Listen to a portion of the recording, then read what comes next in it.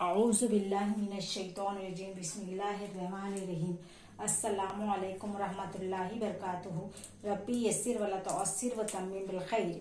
आज हम पढ़ेंगे ज़माइरी इस्तिफ़ामिया। ज़माइरी इस्तिफ़ामिया किसे कहते हैं?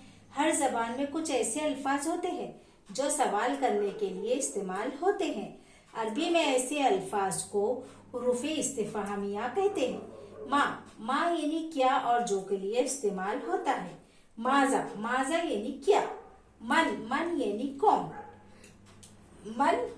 कौन। मता यानी कब और जब के लिए इस्तेमाल होता है। कुम यानी कितना। कैफा यानी कैसे और जैसे के लिए इस्तेमाल होता है। ऐना यानी कहाँ और जहाँ के लिए इस्तेमाल होता है। अब यहाँ अय्यू है। अय्यू यानी मुज़क्कर। अय्यू के मीनिंग है अय्यू और अय्यतु।